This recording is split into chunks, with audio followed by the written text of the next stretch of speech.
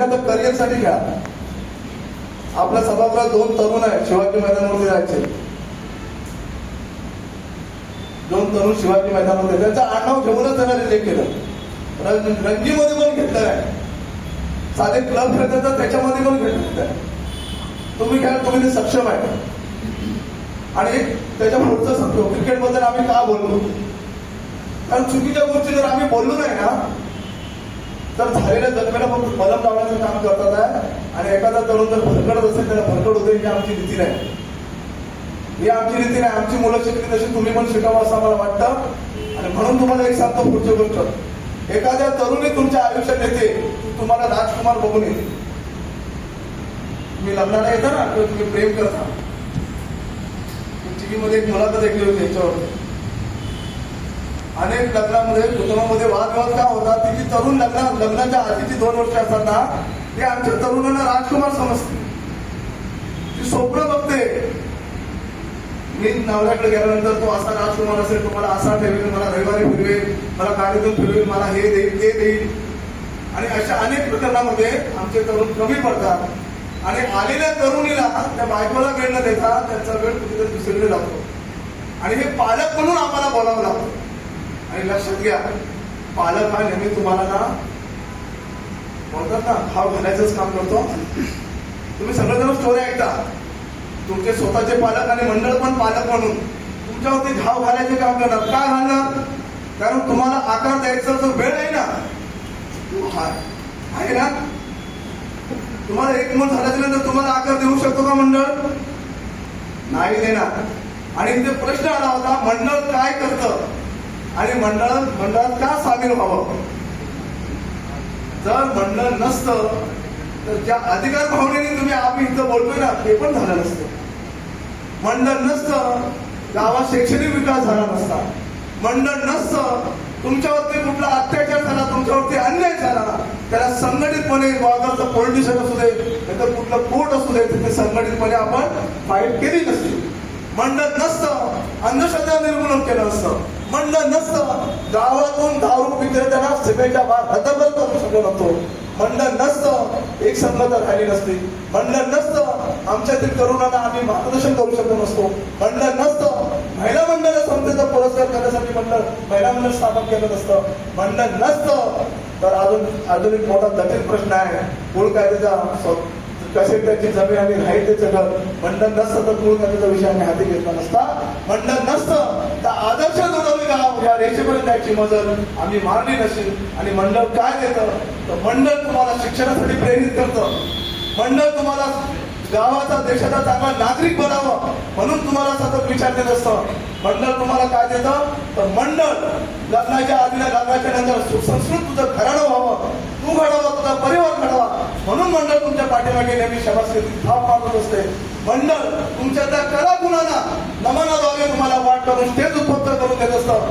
मंडळ तुमच्या सुख दुःखाच्या भागी सहभागी होत असतं. आणि मंडळ एक गावात स्वाभिमानानं जावं म्हणून गावाची राजधानी व्यवस्था अबाधित ठेवण्याचं काम कोण करत असेल तर ते मंडळ आहे.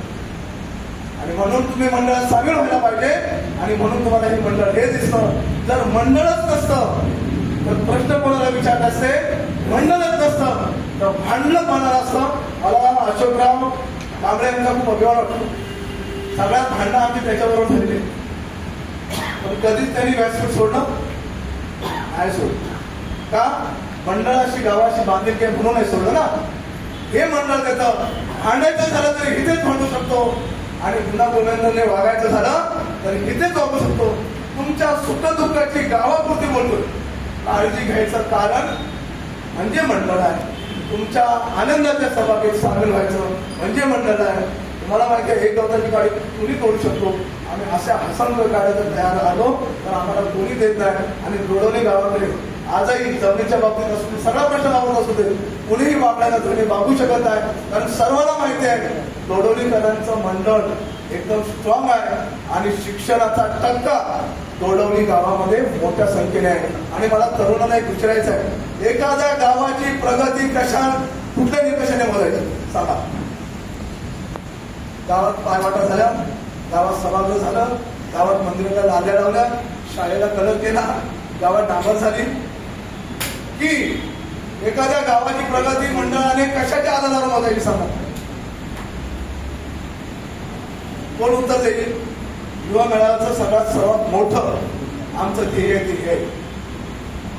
एखाद्या गावाची प्रगती मोजायची असेल तर त्या गावामध्ये उच्च शिक्षित किती, त्या गावामध्ये वकील किती, त्या गावामध्ये डॉक्टर किती, त्या गावामध्ये क्लासवर ऑफिसर किती, त्या गावामध्ये शिक्षक किती, त्या गावामध्ये सरकारी ऑफिसर किती, त्या गावामध्ये मेडिकल फील्डमध्ये किती, त्या गावामध्ये सुशिक्षित पिढी किती.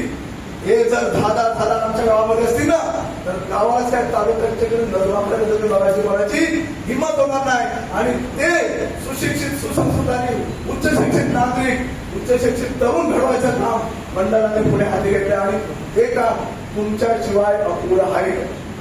तुम्ही जर साथ दिली नाही तर आम्ही काहीच करू शकणार नाही. आणि म्हणून मेळावा लावलेला आहे. तुम्ही सगळे जे तरुण आला तरुण आला हे मंडळाचा आमच्या असेच आहे. तुम्ही आमची मिळकत आहे आणि तुम्ही सर्व चांगले तरुण आहे. मला दोडवलीच्या सगळ्या तरुणांवरती खरोखर अभिमान आहे. तर आम्ही कुठेही जातो तेव्हा आमची ओळख ही गावामुळे आणि ती तुमच्यामुळे. आजही तरुण कुठे भरकटलेला मला दिसलेला नाही. आणि येणाऱ्या काळात याच्यापेक्षा उज्ज्वल भवितव्य करण्यासाठी आम्ही या युवा मेळाव्याचं आयोजन ठेवलेलं आहे. नमन नाच या सांस्कृतिक व्यवस्था आहे. मौज मजा करायची आणि एक संघ राहण्याचं माध्यम आहे. हे करिअर नाही, ही सांस्कृतिक व्यवस्था आहे. तुम्हा आम्हाला एक संघ ठेवण्याचं माध्यम आहे आणि ही लोककला ती त्या वेळेला जपायची. परंतु तुमची खरी ओळख तुम्ही गावात कुठेही जा, समाजात जा, नातेवाईकात जा, तुम्हाला 3-4 प्रश्न विचारतील. बाबा कसा आहेस, बाबा काय करतोस आणि बाबा शिकलास किती विचारतात ना. काय विचारतात? किती ट्रॉफी आणल्यास आहे, किती 6 मारलेस, आईला काय देतोस. आईला विचारत कुठेही जा जगाच्या पाठीवरती तू कसा आहेस, काय करतोस आणि शिकलास किती. या प्रश्नाची उत्तर देण्यासाठी योग मंडळ आहे. आणि आपली मानवणी म्हणायची, तुमची आई म्हणते बाबा मी नाही शिकली ती नाही तू तरी शिक. आणि शिक म्हणजे नुसतं पुस्तकाचं शिक्षण नाही तर तुझ्या परिवाराला घडवण्याचं शिक्षण सुद्धा तू शिक. आणि म्हणून मंडळाची गरज आहे. आणि या मंडळात तुमच्यासारख्या आमच्या चांगल्या उच्च शिक्षित तरुणांनी सामील होण्याची एवढं बोलतो सांगतो. थँक्यू.